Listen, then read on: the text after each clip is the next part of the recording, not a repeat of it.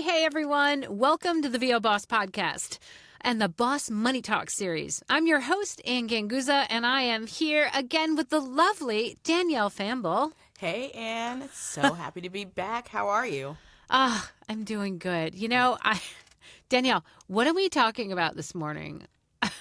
I have no clue. Honestly, same. I really have no clue, but we look good and we are That's here right. to talk about money, so And we can figure it out. There we go. Well, it's so interesting because if I don't schedule it in my calendar, right? At this point, my calendar, I live by my calendar. I know I've mentioned that to you before, like literally hourly. I schedule my time hourly. And honestly, if I don't prepare, and it's funny because sometimes I have my students that want to get in, coaching sessions with me, and they get frustrated because my schedule is booked up. Yeah. But if I don't put it on my schedule, like it doesn't get done. And totally. interestingly enough, my schedule, has a lot to do with the hours I work and the amount of money I make per hour. And I think that it's so important because I can only schedule my coaching services for a certain amount of time a week. Right. Because at other times I have to make sure I'm allocating that to my other income streams. Right. And so it really would be kind of cool. I think it's always important to know as a voice talent and as a business owner, what is your time worth per hour? Like, what is your hourly rate? What do you charge and how much money are you making per hour? Because that can tell you I should spend a certain amount of time coaching and a certain amount of time doing voiceover, hopefully, because that's the value that we're not as, we don't know. That's not, how do I say that? My God. Danielle, what am I looking for? The word. It's not coming in standard. We can't depend on that. Exactly. And there we go. Well, also, when what your hours are, your hourly rate, like what you're charging for or what you're bringing in, then you actually can figure out how you can grow it. So maybe you grow it by increasing your rate, or maybe you grow it by shifting your focus in those higher hourly bucket. So if it's a different genre or things that you're doing, maybe your day job pays you more per hour than a particular side hustle that you have. Oh, good point. You know how, to spend your time. I am also very guilty of being the person who always needs to look at my calendar to figure out what I'm doing, because if it is not on my calendar, it's probably not getting done and probably got lost somewhere in the shuffle. But knowing how much your time is worth and how much you should be getting paid per working hour is so helpful to be able to financially plan for what it is that you're wanting to do and how much money you're trying to bring in.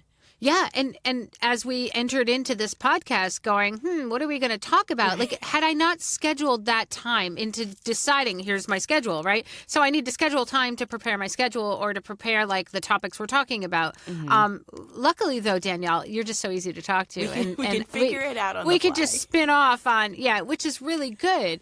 But I found that it's so important. Of course, what are your highest paying, income streams, right? And so, for me, voiceover, right? Voiceover depending, but what type of voiceover, right? Exactly. So that would be like voiceover commercial, right? It's the shortest amount of time that pays the highest. Next in line, voiceover wise might be medical narration, right? Because I have a higher rate. And so, but then you've got to figure out, well, okay, what's the frequency? Now, wouldn't it be great? I think a lot of times when people first get into this industry, they think, oh yeah, I want to do commercial work because I get paid the most doing that, or whatever it might be. But it's not every day that you're booking, 8 national commercials, and so you have to figure out, the frequency at which that happens. Yeah. And then, schedule accordingly. Like, what do I get paid per hour coaching? What do I get paid per hour doing a demo? What day, and so I think that really understanding what your time is worth on an hourly basis and then being able to assemble, right, the optimal schedule that can get you the most. And also building in times when maybe you're not going for the most amount of money in that time. Maybe you're building in rest. That's something that I have also yes. struggled with as well, because well, my time might be super valuable and I could, go after the most financially optimal thing during this time block. In order to be able to continually do that, I am going to need to rest, and recognizing how much that rest is costing me, but also how much that rest is going to help me to be able to be on for those high income earning blocks that you have. Yeah. As well. I love that you said that, because that's something that, I tend to forget about. It's funny because I will forget to schedule or block a day after a day of travel, right? Because I know that after a day of travel, my time clock's going to be all screwed up. And, especially in a creative sort of a way. I mean, yes, if a client says to me, can you do a voiceover right now? Yeah, I'll do everything I can to do that. However, getting that rest in so that I can mentally refresh to be the very best version and be more efficient with my time, yes, is absolutely something that you need to take into consideration, is scheduling that time. And scheduling, believe it or not, travel time. I'm always forgetting about travel time, especially when you have calendar systems that work for you. You can build in your buffer.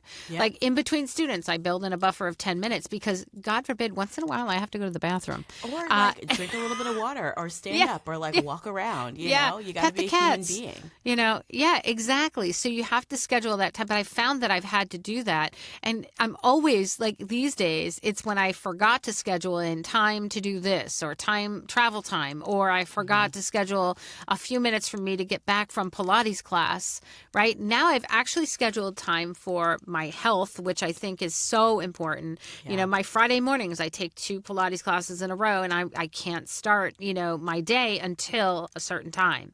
And 2 so in a row is wild and good for you, because one's a stretch class. One is a stretch class. So I start off with an actual Pilates class, and the other it's a Pilates stretch class. But it's stretching, by the way, can be very painful.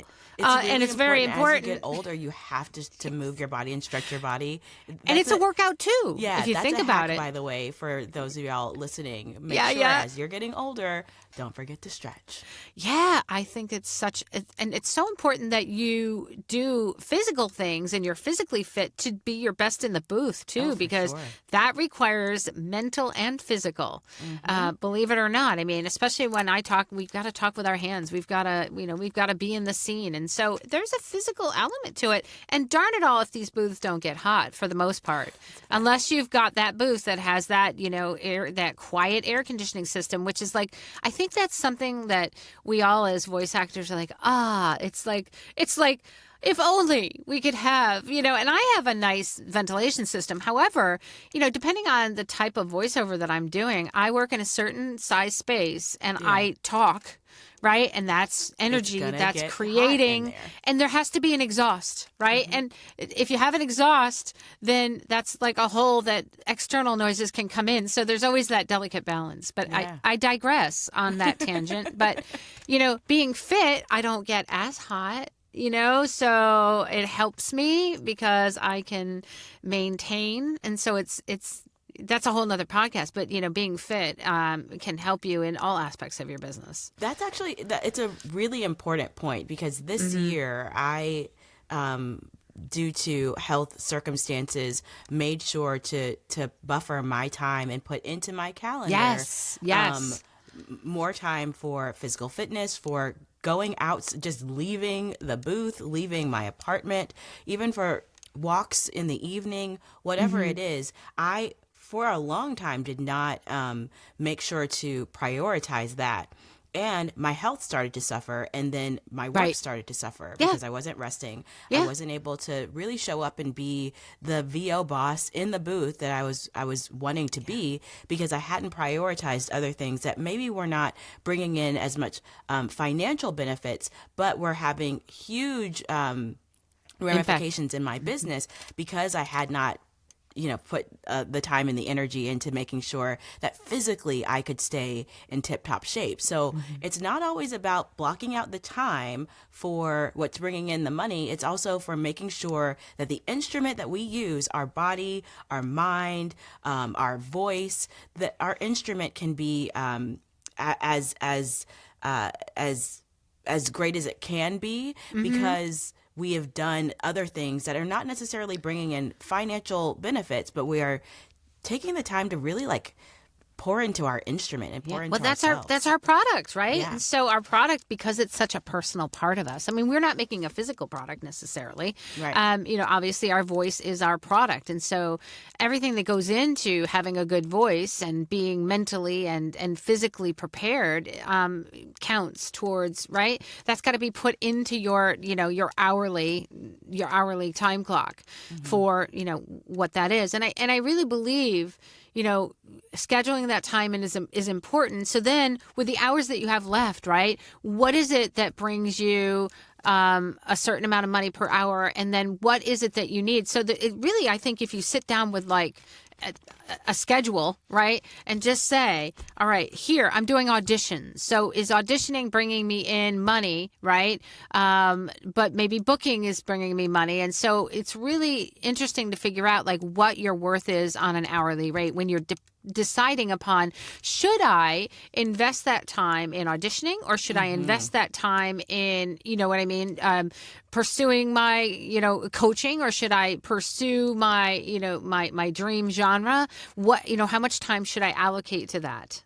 Oh, I love that. I love that, because then you're actually making decisions based on data. You're making decisions based on hard numbers, and that makes it a little bit clearer. Instead of what you think you should be doing or what you're hearing that other people are doing, you are making data-based decisions, which is exactly what a VO boss, what an entrepreneur should be doing. Yeah, absolutely. So you've got to take the numbers that are certainty, right? Which would be like, okay. And again, you can guesstimate, like if you receive jobs, like, okay, so I think that's the biggest thing that is out of our control. If we get a job, or, if we book the job, then we need to dedicate the time to do that. So maybe in terms of how you're growing your business, are you going to do something else on the side, right? How much money will that bring in? How much money? And it amazes me the amount of students that are, coming to me, part-time, right? They have a full-time job that don't know their hourly rate. That they get paid at their corporate job. And I'm like, you really should figure that out, because, when you're trying to make those decisions, should I do this full-time, part-time? I mean, there's going to be that transition time where you're going to have to start building up business, building up repeat customers, because those would be the customers that are a little more, you can depend on, okay, this income is coming in, so my hourly rate will change for that. Yeah. And your hourly rate, we've already said this a little bit, but it can be genre specific. Yes. So maybe Maria Pendolino likes to call it your pick up the mic fee. So whatever is like your baseline of what you will go into your studio, turn on your computer and like do the work, what is that minimum? So actually if there are jobs that are falling below your personal minimum pick up the mic fee, then it may not be worth your time. Maybe you can do other things like rest, or doing physical fitness, or spending time with your family, or marketing, or auditioning, or whatever else that you need to be doing. The minimum amount that you would like to make per job, or just at any moment to bring you into the booth, that minimum, and then that actually helps you be able to say yes or no to projects as they come along. Absolutely. But they are going to be genre specific. The amount of money that I make doing a 15-second national commercial is not going to be the same amount of money that I make when I'm doing an e-learning project. But I do know that the minimum to bring me into this booth, to close the door and to like start talking and do what I need to do is X. And if it's not hitting X, then the answer for me probably is going to be no. Absolutely. Or I know that I'm saying yes to it given other circumstances, and that's totally fine too. Yeah. And I mean, I may be, I may be different right now for you bosses out there that are only concentrating on voiceover. But when you have, different avenues and you have different income streams, like for example, everybody knows I have the VO Boss podcast because I'm on it. There's an income stream for VO Boss. There's an income stream for VO Peeps, which I also run. And there's an income stream for Anganguza Voice Productions. And so I know for an event that I put on for VO Peeps, I want to make a certain amount of profit. And so therefore I have to determine, what am I going to pay my guest director? What am I going to pay to my assistants to promote it, right, on social media? So there's a cost for all of that. And then so there's a number that I want to hit. There's an amount of sales that I want to hit so that I can make a profit, or I can make the profit that I want to make for the monthly for my monthly goal. So I literally have that. And those are actually easy to calculate, because those numbers are like, well, I know I need to make this. Now, how am I going to sell that many tickets, right? Well, I need to pay my assistants to, help me market it through email, through social media. And so you just kind of run it down that way. Yeah. And then for VO Boss, right? So I pay out a lot of money to produce this podcast, right? What do I need in order to support, what it costs on a yearly basis to host it on its own website? What do I need to pay my assistants to create the web pages that do the show notes? What do I pay the monthly subscription fee for, believe it or not, Riverside, which, is how I record it. And Riverside does some transcripts for me. It does some YouTube shorts for me automatically. So all of that stuff is calculatable. Mm-hmm. And so that to me is I love being able to have the different avenues of income and streams of income, because those are ones I can depend on, and they're more concrete than getting a voiceover job, because that's the unknown, right? Yeah. Am I going to get so I have a certain amount of time that I'm spending trying to acquire that voiceover job. Mm-hmm. I'm marketing, I'm doing direct marketing, I'm auditioning, I am, and then I don't know if I get it, then believe it or not, that takes precedence over everything. I mean, voiceover is my highest paying. Highest paying per hour. And so, yeah, ultimately, if I didn't want to do all these other things like coaching and my boss podcast, I would spend all of my time marketing and dedicating myself to voiceover, because that's my highest paying per hour, rate. And so that to me makes sense. However, I like to have multiple avenues in case there are those fluctuations in the market, which there are. And that what I like about what you just said was you basically are able to reverse engineer your hourly based on numbers. You are able to look at, okay, this is how much I need to make, so therefore I need to sell this number of seats to an event, or I need to have this much in sponsorships for the podcast, or what have you. Absolutely. I love that, because then it takes away from, oh, well, I'm not really sure, or I'll go to this rate guide and use this number that was provided for me, because it may or may not be the right number for you. For using the rate guide for an example, it is a guide. It may be that the numbers that you see there may align with what your number needs to be that you can hit. What you can do is you can look at a lot of your expenses. You can look at what does it cost to run the business of you on a monthly or annual basis. And then you can actually calculate, okay, I want to spend this much time in the booth, or I want to spend this much time doing auditions, and you can actually calculate what you need so that number is specific to you. And then it doesn't necessarily need to be something that you put on your website, but when someone asks you, how much would you quote for X, you are able to calculate your time, because your time has a lot of value, what is generally acceptable in the market, and then you can kind of give the number that is right for you and your business and your life. Absolutely. And I know that I kind of opened up that part of the discussion by saying, well, maybe I'm different, but in reality, we're all entrepreneurs. I mean, I love I love the different individual income streams that I have. And I encourage you as bosses, to have those multiple income streams, because I mean, I'm not special. I mean, I literally just said, oh, I want to do this. And so therefore, how am I going to be making money of this? If I wasn't making money off of, let's say, my other brands, then I would reconsider consider, well, are they worth it, right? Are they worth it for me to continue? And how will I move forward, from this point on? And so bosses, man, I mean, the world is your oyster. I mean, you are entrepreneurs. You can have any other income stream you want and really reverse engineer it just same way I did. I mean, you could literally be like, okay, my first love is voiceover and I want to do that. But also, you know what? I actually love shopping. Like I love grocery shopping. So I'll do Instacart. So that might be another income stream, right? Or whatever other things that you love and you're interested in doing, figure out, okay, maybe Uber drive, being an Uber driver is something. I know a lot of people that do that for money and they love it because they love driving. And so you can listen to lots of podcasts while you're driving, by the way.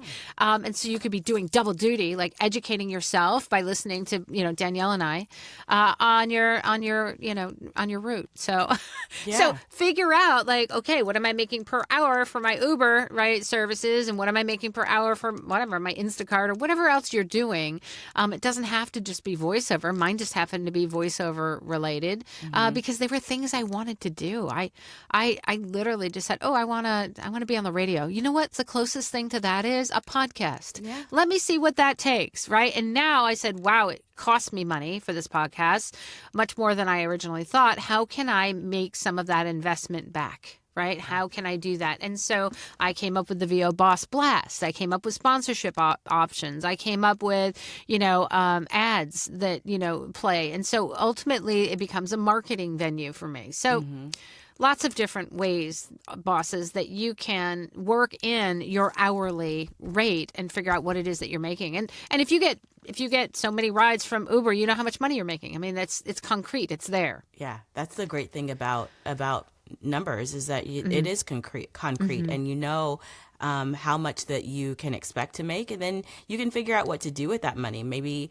it is staying within voiceover, but maybe it's looking at different genres that you're not usually working in, and you can calculate a higher hourly rate for a different genre and then use it that way to scale your business. So there's so many different ways to do it. I do love that you said to be creative and figure it out, because it doesn't have to be what you are seeing everybody else do. Your business is yours, and you can make these decisions, and you can choose how much you are getting paid. That there's a lot of power in that when you've taken the reins and said, okay, this is my floor, but you can make so much more money in deciding how you want to diversify your time and diversify your hourly rate with maybe different genres or different ways to bring in money. I love that. And how exciting is that, Danielle? I mean, I love it. Right? You said, like, literally, it's you. It's you're in control. Yeah. Bosses, I want you to just sit there with that for a minute. You are in control of your business, of your destiny. Yeah. And really, so many people get so preoccupied with what other people are doing. This is your business. How exciting is that? You have literally, you can do anything you want. I mean, really, I mean, if you're going to sit back in an intelligence and figure out, okay, I really would like to do this. How can I achieve income? How can I achieve income? How can I? That's a really important question to ask yourself, because when you ask yourself, how can I do it? You as a creative will probably be able to figure it out. Yeah. And you're not waiting for somebody else to give it to you. It's so empowering. It's so empowering, which is, I often say that, having worked in corporate before and in education, honestly, like I could never go back to working for someone again. Right. To be quite honest. I mean, outside of working for a client for a brief amount of time, in which point I do it and they pay me. And I'm out. I'm in. I'm out. I get paid. I love that. So, I mean, so Danielle, what would be your recommendations on somebody, like, what would be their steps to sit down and figure out their hourly rate? What would you suggest they do first? I would look at what you're currently working on, because again, it's probably going to be genre specific. So if you're doing a lot of non-broadcast narration, for example, you were talking about corporate narration or, medical narration, figure out how much of that work you're actually currently doing, and how much are you typically charging for that. So know your non-broadcast hourly rate. And then you can also take a look and see if you're doing commercials, for example. If you're doing like TV and radio commercials, how much are you typically getting for that? And then what can you do to affect those numbers? You can raise your rates if it's non-broadcast. Yeah, right. You can start doing more direct marketing, for example, maybe to find and bring in more clients. You can streamline your process. Maybe that is bringing in an editor that's going to cost you money, but then you can kind of buffer and build that in.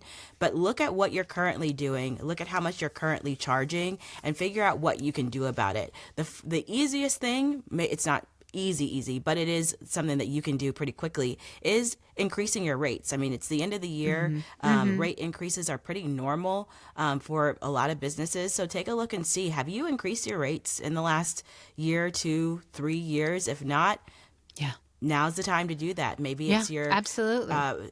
Cost per word for e-learning, something, anything. And you can make incremental changes that way, which will have huge benefits for your business. Yeah, there's something to be said for the whole end of year increasing your rates, even in times of hardship and bad economy, right? You've also got to take that into effect. Like, what's the market rate?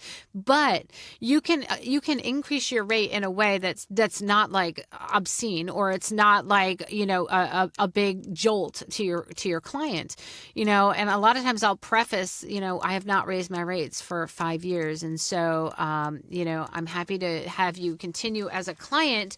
However, I need to raise my rates. That is like a whole bold move, but it is something that you can absolutely do, because people raise their rates. I mean, companies raise their rates all the time. Yeah. I see it. They raise their prices. And so you can do that. Just be careful. You don't want to make it too too much of a price change, so that it will jolt your customers into saying, I can't afford that.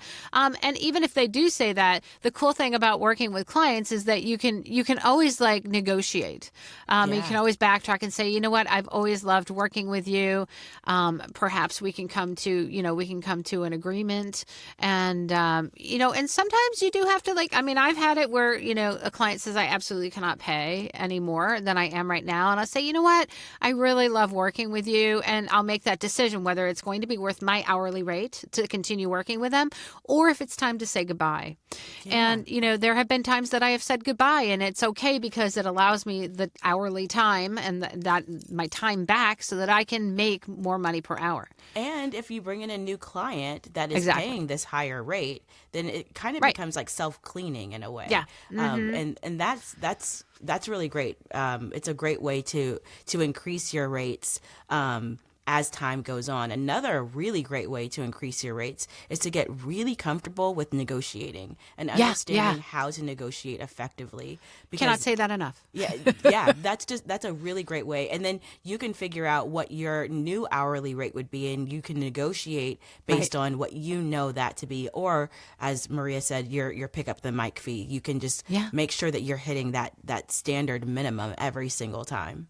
Absolutely. And like I said, numbers, like concrete data is great data to reverse engineer to understand that hourly worth. So, for example, like as I mentioned to you, commercial work for me is my highest paying work, right? Yeah. After that comes medical narration. After that comes corporate narration and e-learning, because I charge the same. So I have a rate guide that I have a base knowledge of. Here's what I charge, right? And of course, I always promote GVAA rate guide and the rate guides that are out there to go for benchmarks, and know that they're just benchmarks. You can always adjust. And knowing this, saying, okay, I make the most of my money for non-broadcast narration on medical. Perhaps I want to up my marketing in that genre, right? How can I get in front of the people who can hire me so that I can make that money? And so that might be, you're going to have to figure that into, well, I might have to spend an extra hour marketing. And again, I can sacrifice that because I have my Uber on the side, which is bringing in money, so that I can do that, or I can increase my Uber hours if I can't, or I can maybe, rely less on one and then increase the other. So it's constantly, I think, a balancing act, Danielle. It is. Right? I mean, in terms of, okay, how can I do this? And so I think really, if you're not evaluating, you should first of all have an idea of what you're worth. You should establish that number, right? So figure out what it is that you're getting paid the most for. And so like I'll do like a per hour rate of, like $1,500 to $1,700 for a medical non-broadcast narration, right? Breaking that down, that's a pretty high yield, right? So then what is my coaching rate? Okay, so my coaching rate is $200 per hour, or you know what I mean? So how much coaching do I need to do per week, or how much do I need to do to bring in? I usually like to think of it in terms of monthly, and because I know that I have a certain figure that I like to achieve at the end of the year, break it down to the monthly, and then break it down to, weekly. And sometimes weekly is tough because of the uncertainty of VO jobs. Things go, yeah. Yeah. But then there are certain things that I know that every month I do an event for VO peeps and I'm going to make this amount of profit, right? Every month I'm going to, I have a subscription to this. And so that's going to cost me this much. Or I have people, sending me money for a subscription. And so maybe I need to increase my marketing to get my subscriptions up, right? People subscribing to VO peeps, that kind of a thing. So there's so many things that are good and concrete, and repeat clients are also, they're better than non-repeat clients, aren't they? Because we can almost rely on them. We know what rate we're getting from them. Exactly. And so it's easier to kind of juggle those numbers around. And then there's the uncertainty of the audition. Are we going to get the gig? And if we get the gig, do we have a client? Can we turn that client into a return client? So there's all the uncertainties. So you leave a certain amount of hours to handle that. Right? To handle that. And if that's not happening in those hours, then you work towards, right, maybe increasing your marketing to that. So it's not just like I'm making the money. You got to have, I think, a certain amount of hours where you're spending the time working on always marketing, because that's, or auditioning, right? And trying to achieve those numbers. Yeah. I love that, because that it gives you a machine that's kind of like bringing in the next client, and then you know what to do when it goes through your pipeline of actually booking or onboarding that client, or trying to find more clients like the ones that you're currently working with. It gives you something that's like always working in the background, and then what you're currently doing, and you can figure out how to tune your rates to maximize to whatever is coming through that pipeline. That's great. Good stuff, Danielle. Yeah. All right, bosses, go out there and figure out what you're doing, figure out how much you're making per hour, depending on what division, or what, I would call it, what division of your company that you're working in. So what are you making in commercial? What are you making in non-broadcast narration?